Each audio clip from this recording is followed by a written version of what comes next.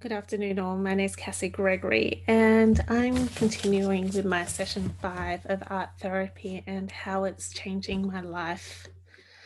I know I've just been an advocate, but it really is bringing a lot of things to the surface and really seeing a lot of things that I never even would recall in myself or I've been denying myself.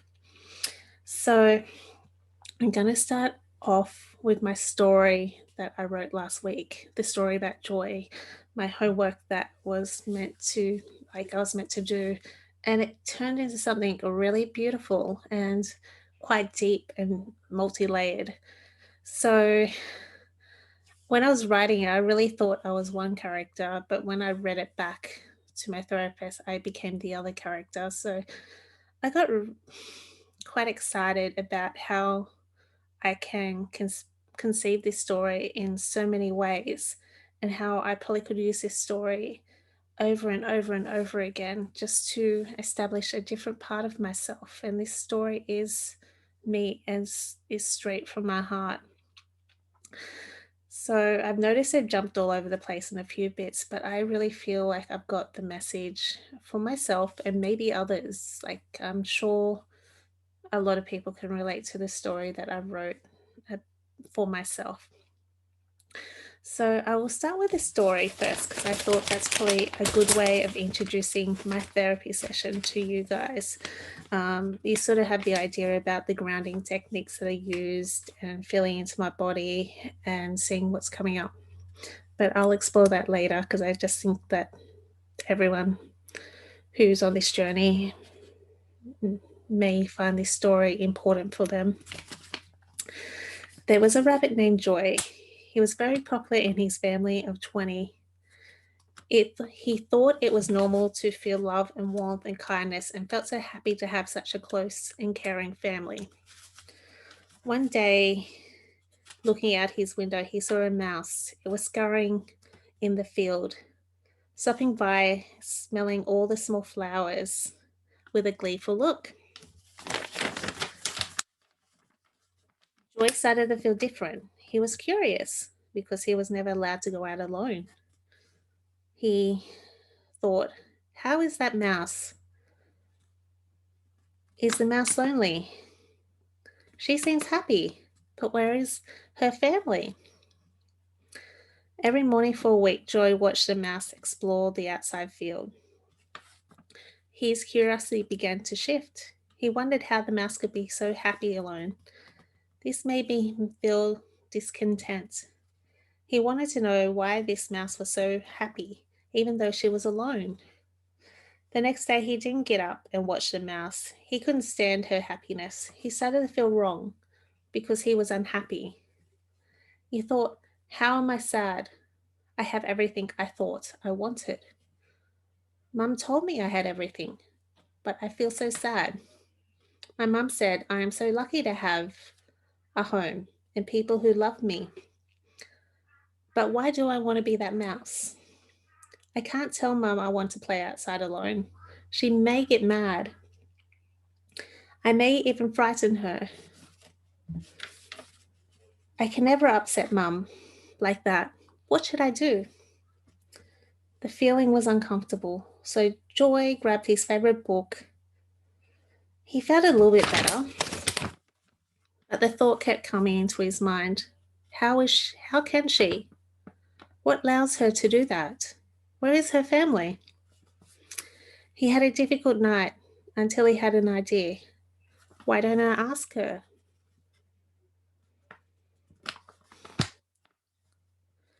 All night he was excited about his conclusion, but he fell asleep and missed his opportunity. Then again felt sad. He decided to talk to his mum and ask why the mouse can play outside alone and I cannot. She looked at him sternly. Don't ask such dangerous questions. Eat your tea and go into your room. So, without resignation, Joy went to his room and did what he was told. He fell asleep, dreaming of the space outside. The idea made him feel free.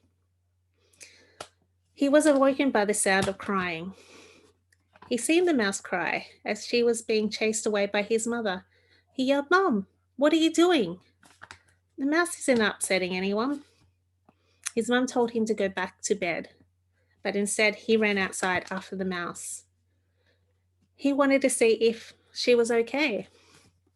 His mum yelling at him, "You better come back now or you won't get any dinner, and I will force you to stay in your room." Joy growled his mum's response. He felt like he should be responsible and go back. But also he felt bad because he thought it was his fault his mum hurt the mouse. He felt bad for disappointing his mum and continued towards Mouse. He felt a bit worried about this experience because it was the first time he did something like this. But he felt compelled to keep going. The mouse was very fast and flighty. He didn't know how to keep up with her. He stopped and yelled for her to stop, but she was already gone. Then looked around and noticed he was lost and alone. He sat down to think about what his mum had said. Maybe she was right.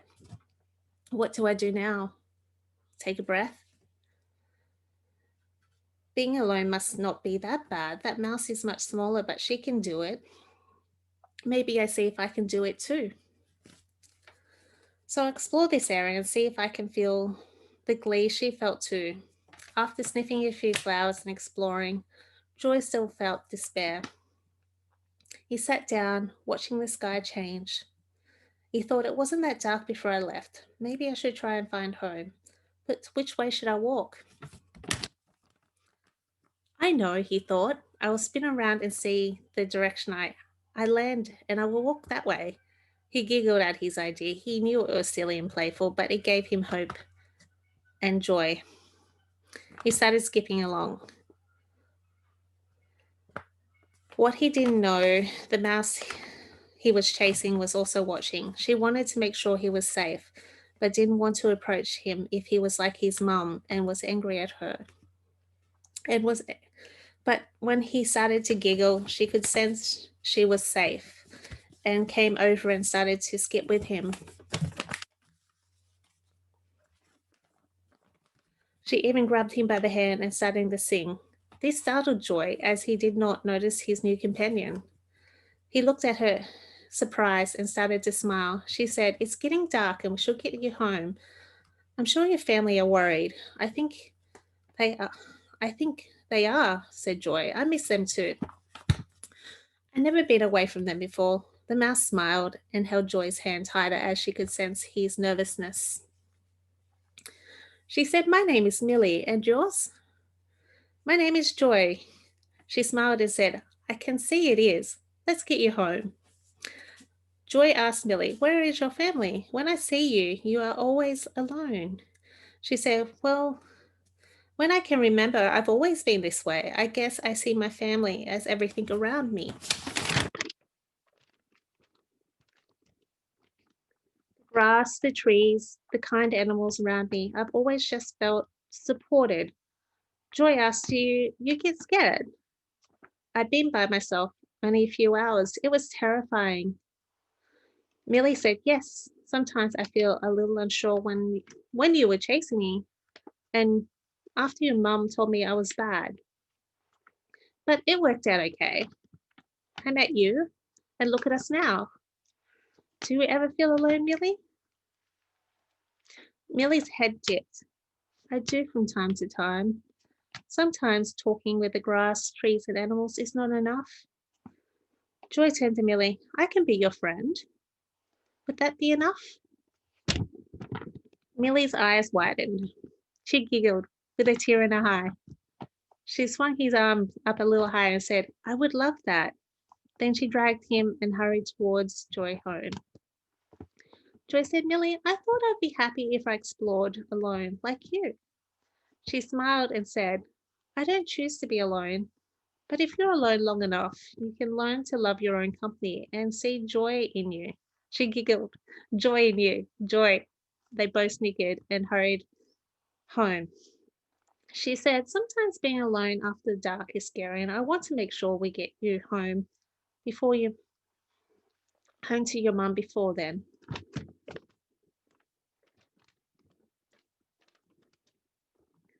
They travelled towards the destination of Joy's home. Millie said, "Did you enjoy your adventure?" Joy said, "What is it? What is that?" Millie said, "Sometimes something different that you do, something scary but fun at the same time." Joy, "I met you, so I guess I did."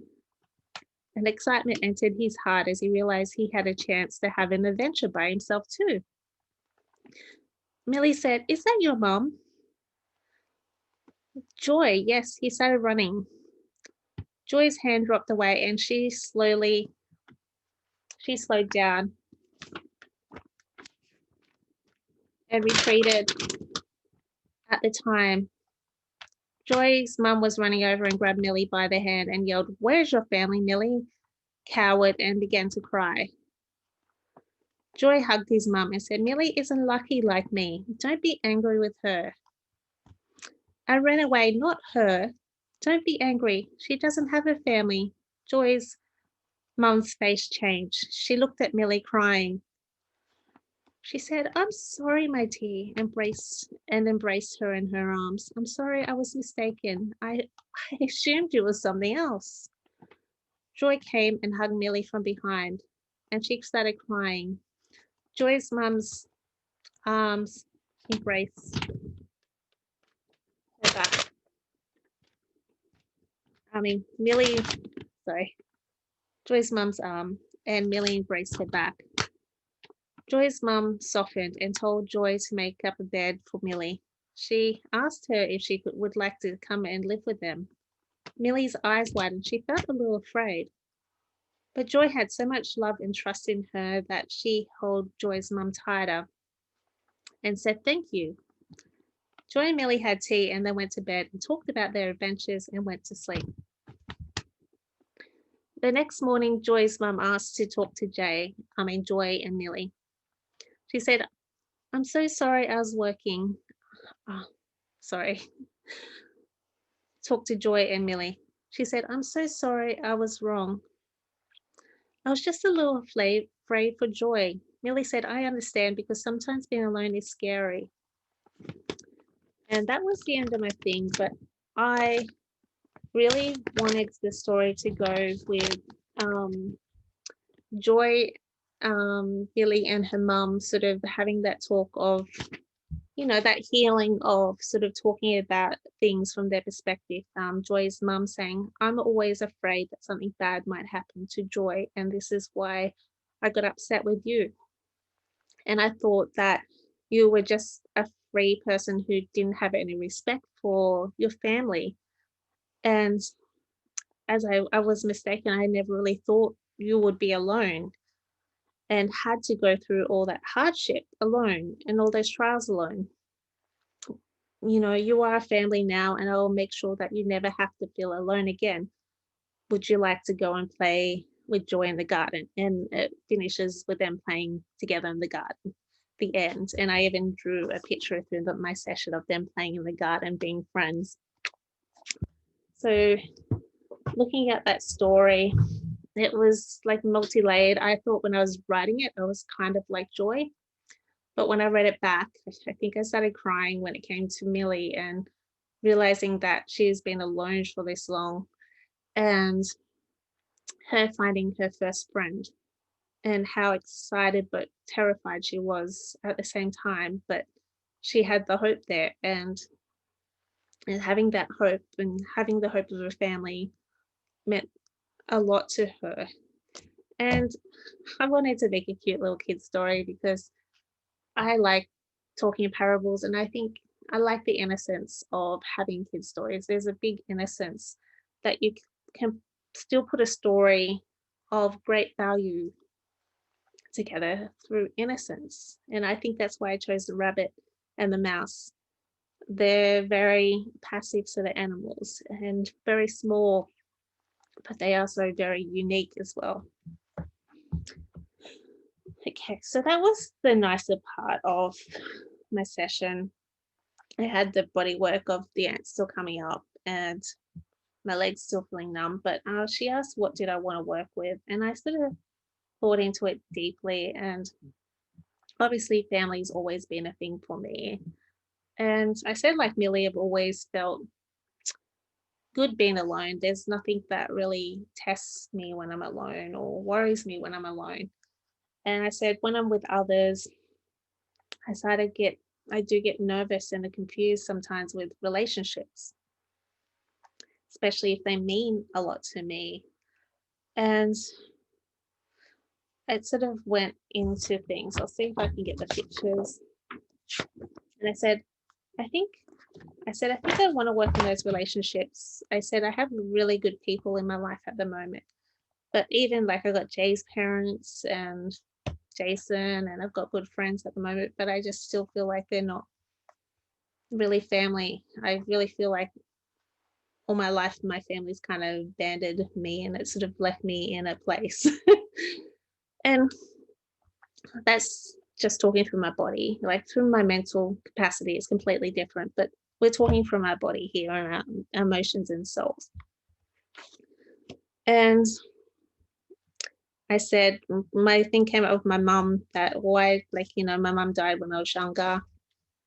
I said I kind of understand why she had to go and why she went, because she always felt that I just don't think she overcame her own struggles in her life. And I always felt like she wanted to die anyway, because I could always feel her being quite depressed. And I really can't. She asked if I had any memories of my mum, and I really don't know. All I remember is that there was still a separation with my mum, and the person she was with never really let us have a relationship. And she asked about with my dad, did I have a relationship with my dad? And my dad and her had the passionate love, but no friendship together.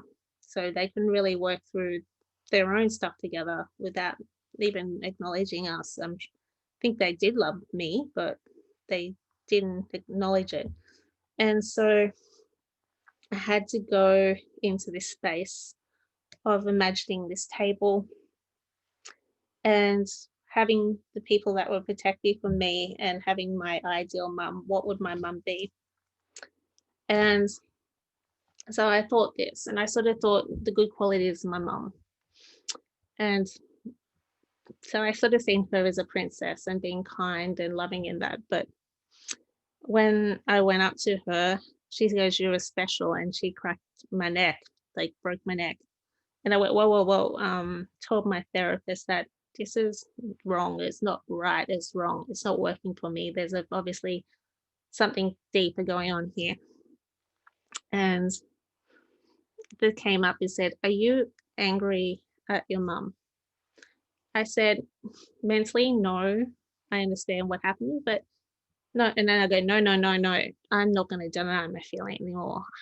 To be honest with you, I think if I think deeper in that, I'm really pissed off with both my families, and I have been pissed off for a long time, but I've always tried to make everything feel safe, everything feel nice, and that. And this is, I guess, this is what these sessions are about: is me being completely honest with myself. And I said, yes, I am very, very angry at both my parents. It's not rational, definitely not rational, but in my body, I feel so angry at them. And so she said, get my non dominant hand. And so I had to release it through like that way, like holding it in me and holding my jaw and that, then just slowly releasing it. And also the lovely scribbles I did on my page. So, and I think, where are you? Where are you now? And it's a lot of chaos going on there. But so we did some breathing exercise and releasing it through my body. And then I had to draw another one. And so my other one was kind of like this. But when I started drawing, it was a bit more comprehensive this time. It wasn't just anger, it was a story. So it didn't have everything on this. I built upon this, but this was like me, a Rapunzel on top of this mountain that nobody could reach. So the things came later. The lighter came later, the levels came later, the whole animals came later. But all it was a rock, and me being disappointed on this cliff alone. And what I noticed is my hair was left down. And maybe to me, I wanted the pain to have a friendship. like, the tugging of the hair, people pulling to get up, and people pulling me to get to know me, and the whole drama of what I feel like it is to have a friendship sometimes for me, because it gets confusing and chaotic, but it's not true. Like, as I said, this is instinctive stuff. This is body stuff I'm talking about. Mentally, it doesn't matter what I'm thinking mentally. We can make things go right for us all the time. I'm just saying this is from my feelings. Feelings and mentality is completely different things. Because I survived by keeping myself safe by lots of stories that I've told myself. But actually, this is the first time I've actually looked into my feelings and allowed them to speak to me through stories. And that's what art therapy is about, is letting your feelings speak to you without your mental mind going, hey, you can't think that way. Actually, that's another story that came up. I'll come back to this one, but I think I came to the conclusion, and this is why I came back to here, that I wasn't angry at my parents. I was angry really at the people telling me how I should feel about my mum's death, feel about the abuse I had from my dad. All my life, and I think it's from 6 years old to 25, everyone told me how I should feel. You're too sensitive. Your dad didn't mean that. You shouldn't feel that way towards your dad. You shouldn't feel that way towards your mum. Your mum loved you. You should feel, I guess, joy that she even loved you. You should feel compassion that you even have a mum or dad. You should feel this. You should feel lucky. You should feel this. And I was hurting inside. I was crumbling inside. But nobody actually said, Cassie, how are you really feeling? They just had the expectation for a long time that I should just suck it up, don't cry. And I don't even think it was my mum and dad I was cranky at. I was just really sick of the people that are just telling me that I shouldn't be angry. I shouldn't be upset. I shouldn't be sad. I should just act like it's okay all the time. And that's what was making me angry. I can even look into my mum's story before this. Like, I tried to picture as a horse, and I just felt like she was going to kick me. Like, there was that, even that fear of the relationship of my mum, that she was going to kick me. I said, Gaia, this is not working for me, because I just have all these bad feelings about my parents at the moment. It's not working at all for me. I just keep getting bad stories from my body of disappointment and not care, not safety. So this is why I did my second one. But that's what I was really cranky about, is people not just letting me feel what I needed to feel, and then letting me explore my feelings and just say I should just be happy. So this was my drawing now. And as I said, coming back to it, this is me on top of the tower. How far it was is, and how much pain and suffering I had to feel like have a friendship, and to come up on the mountain. But then I just discovered that there are people that make it easier than I thought, because I discovered this was like a bead to me, that people are flying up to get to know me, that there are people out there that want to do this for me, and they do it with ease, that I'm not just this visible person on the mountain just waiting for people to come, that people are coming and people do come. And so she asked, how can I make this easier? So I did the ladder. I did pit stops of like little nourishments along the line. And then I had the joy of making it like a level up to my friendship. She said, why don't you put your guardians in there? Will that make you feel safe? So I'll put some of my guides in there as well. She said, is there anything else that you need? And so I said, I put a well. She goes, well, what's in the well? What do they get out of the wells? I said, they get time. And to me, this was just all instinctive. And I just let my instincts just tell me what I need during this time. So from there, it's funny, because then she asked me about my friend last week, and she said, oh, how's that relationship going? I said, well, my friend offered me something that, like a gift, and I felt really good about it. But then I said, oh, sure, you're not taking anything away from you to give me that. And she goes, no, you're fine in that.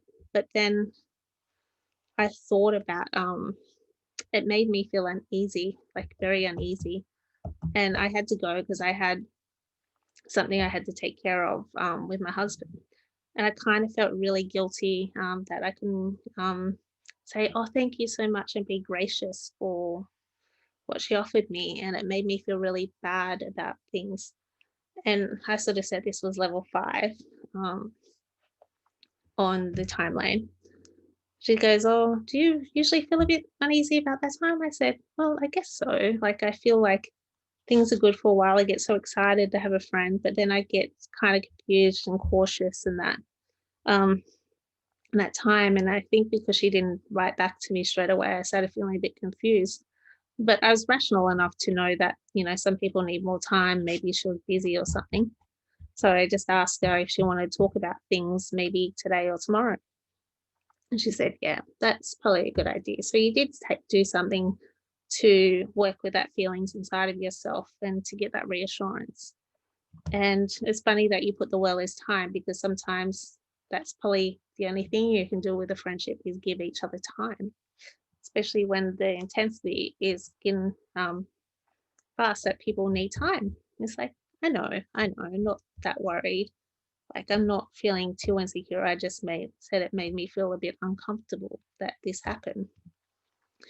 And I said I usually do feel uncomfortable, and sometimes, even though I'm a dynamite, when people first meet me, when they get to a certain level, I get a bit shy, and I like sort of hiding away a little bit, and I need time for me to sort of go to that next level.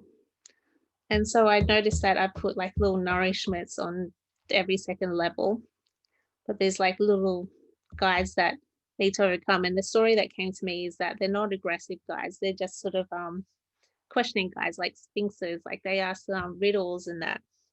And I guess it's just to see if they're worthy of my friendship, or if they feel like they'll be a good fit my friendship. The only really aggressive one that came in my story was my Tigris at the end. And he was just more like the big daddy sort of figure of like, okay, you've got this far, so what are your intentions with my Cassie? And if they get past that, I still got my seahorse on my shoulder as as an advisor, saying this person is good for me or this person is bad for me. But then it's funny, after I put winner, I've also got safety. So I guess it's like after time, after a few things, that I do feel safe in a friendship with others. It just takes me a lot more time to overcome a lot of obstacles within me. But being alone is not really where I am now. So the realization of that was astounding for me, because sometimes I feel like I'm so independent. I'm just going to laugh at myself here. So independent that I don't need anybody. Rah, rah, rah, rah. Deep down, I know this is not true, that I'm the biggest sook that needs that. But I guess my sense of worth is in my independence, and it does keep me safe. And admitting that this is a safe zone for me is probably going to be the first step of making true friendships and being truthful to those around me as well. So I had to look at the two stories between Millie and me on top of the mountain, and Joy and the friendship we had there, and see how they, I guess, come together. And there's so many different stories I've got out of both, especially my story about the rabbit and the mouse. Just the fact that I had to trust on the outside sources to get me safe, but they weren't always a safe spot for me or fulfilling for me. That I really did want family and I really did want friends, but I just didn't know how to operate that way, because nobody, like as I said, as being Millie, I've never really known anything different. And that's so true for all of us. Sometimes you and I and everyone's got these different situations that we never really think about until we meet that person who has a totally different experience to us. We're curious, but sometimes that experience makes us feel uncomfortable as well. And sometimes that experience goes into judgment. Judgment's not talked about. Judgment is kind of like Joy's mum, the overprotective part of us. It's Joy's mum. Actually, judgment is Joy's mum. Judgment just comes up with the conclusion that is completely wrong. And it's only by getting to know more information that we actually discover the truth. And that's where the true love comes from. And I keep finding different layers in this story. And that's what I like about my writing. I'm actually quite proud of that story because it only just spewed out of me when I was asked to do it. And it probably took me about 3 hours to write that much. So I feel quite happy about that. I just, my writing, I guess that's why I like journaling and automatically writing, because there's so much wisdom that just comes from just allowing ourselves to be and allowing ourselves to be creative and allowing ourselves just to even spew out our feelings, because that's what books are and stories are, and creativity is allowing our feelings, our psyche and all that kind of stuff, the freedom to actually just come out of us without the mind going, hey, you can't do that. The mind can come in later, because my grammar is really bad on that. I know it does need improvements, but who cares? The story's there, the essence is there. I can even try to get someone else to fix it up for me and they'd still feel what I was trying to say. So that's the beauty in journaling. And if you read back your words, you'll see some truth. And I've always been lucky to have, I find things that I forget I wrote ages ago, and it kind of acts like little love stories for me. That it seems like past self just really believed in myself and loved me that much that it writes little love stories for me. And I don't know how they turn up. And maybe that's just the way my guides work or the way my higher self works. Now and then I just give myself this mysterious or miracle, I think I was taken together, pat on the back, because I guess it's mysterious because I have no idea when I wrote it, but it's a miracle because I really need that love from myself at that time. So at the end, just even things that Gaia picked up is like, that could be even a story about you accepting your inner masculine and inner feminine coming together as one. And it's funny how your female self is a projector of your male self as well, and how your male self has embraced the female self being a stronger part of you.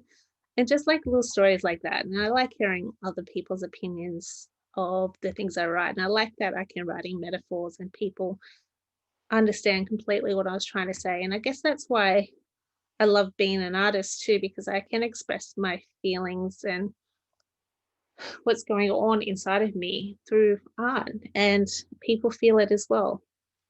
And I've always said art is a communication before it's anything else. Art doesn't have to be a technical skill. Art is a communication, and that's what I believe it is.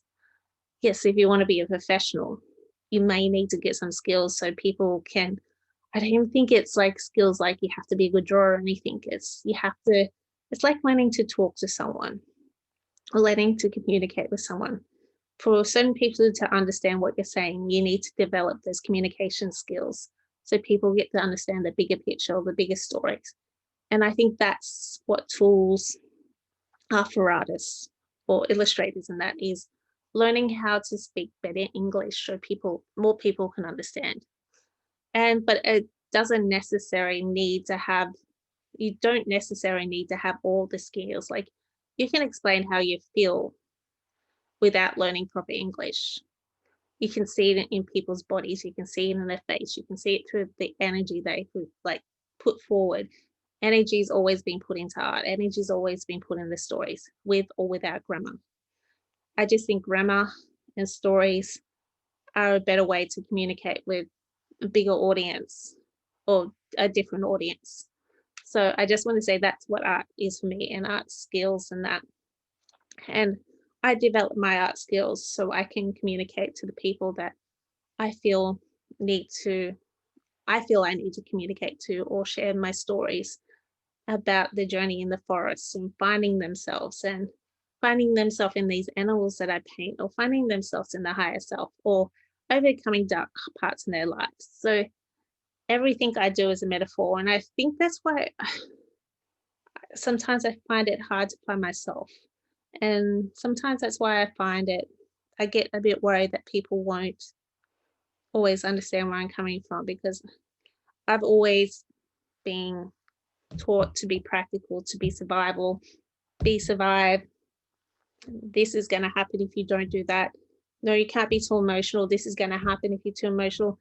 This is going to happen if you don't be good. This is going to happen if you don't know English. This is going to happen if you don't do this. This is going to happen if you don't be good at school. Doesn't it get so tiring? But then people give you all this fear and fear and fear until you just chip off parts of yourself, and it just gets so exhausting. But if you find those little parts of yourself and bring them in and keep bringing them in and keep bringing it in, you'll find your answers. You'll find more joy that way. You might lose some, like, I'm going to say dickhead friends, but you'll gain some real friends. You gain the people that really cherish who you are. Who wants friends that all they're concerned about is status? Who wants friends that all they're concerned about is how well you speak? Who wants friends that all they're concerned about is what you bring to the table? You want friends that want to support you bringing more to the table.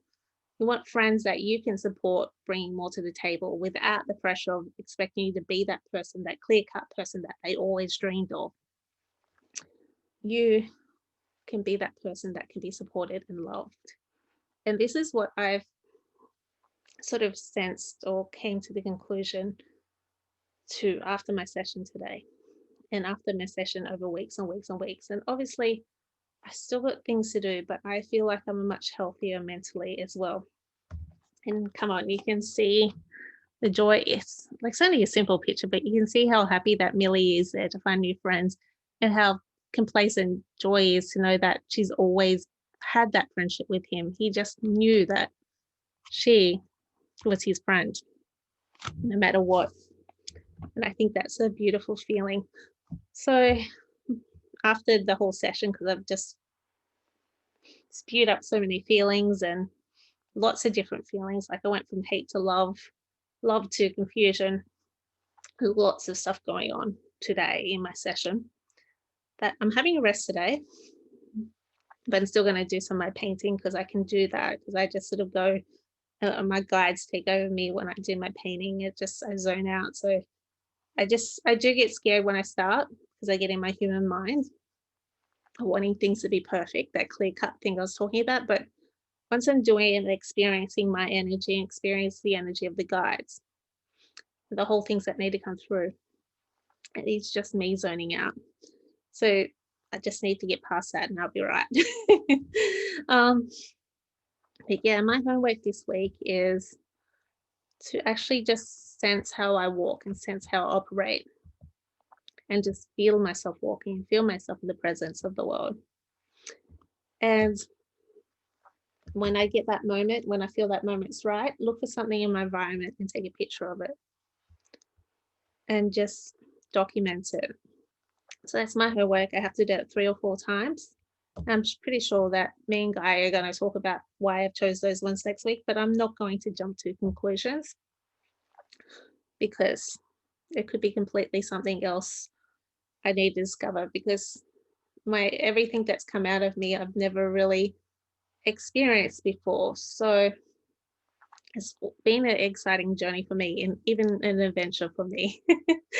Anyway, I'll leave it here because, as I said, I don't want these to bog you down too much. It's just this session was a lot for me, but it was also very rewarding for me as well.